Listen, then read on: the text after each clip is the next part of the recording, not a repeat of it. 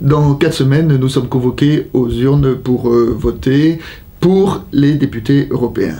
Et alors que l'échéance est importante, il semble qu'aujourd'hui la presse est plus mobilisée par les questions de dissidence au sein du Parti socialiste ou par le succès plus ou moins relatif des défilés du 1er mai que par ces élections. Un sondage ces derniers temps a laissé apparaître que le Front National arriverait en tête. Ce résultat inquiétant peut avoir plusieurs causes. D'une part, les élections européennes ont toujours généré une forte abstention, et nous savons que l'abstention profite toujours aux partis d'extrême droite. Ensuite, les élections sans enjeux nationaux favorisent les votes de contestation. Du côté des partis parlementaires, la ligne politique européenne de l'UMP n'est pas claire. En plus, l'opposition parlementaire est divisée en 2 listes entre l'UMP et l'UDI et le MoDem. Et enfin, pour ce qui concerne le Parti socialiste, il souffre encore du désaveu qui pèse sur le gouvernement actuel. Tout cela révèle une crise des institutions européennes et de la perception que nous avons de l'Europe. Pourtant, ces élections vont avoir une nouveauté qui nous concerne directement.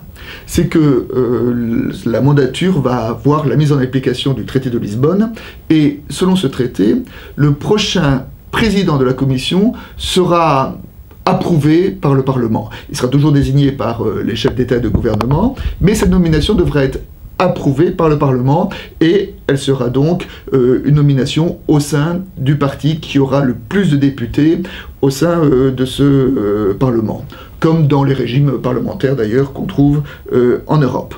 Tout ça pour dire que le successeur de José Manuel Barroso sera effectivement en partie désigné par les députés que nous allons élire.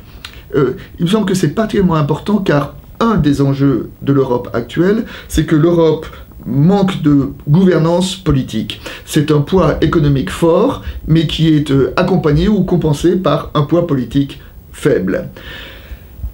En Europe, au Parlement, actuellement, il y a 2 principaux partis, le PPE, le Parti populaire européen, auquel adhère en France l'UMP, et le PSE, Parti socialiste européen. Chacun de ces 2 partis ont un candidat, Jean-Claude Juncker pour le premier et Martin Schulz pour le second. Ces candidats ont un programme, et il me semble que nous avons besoin de connaître ce programme pour savoir pour qui nous allons voter, pour savoir quel sera l'avenir politique de l'Europe. Et actuellement, qui connaît ces programmes? La chaîne nationale de télévision on vient d'apprendre qu'elle a refusé de diffuser un débat entre ces 2 candidats.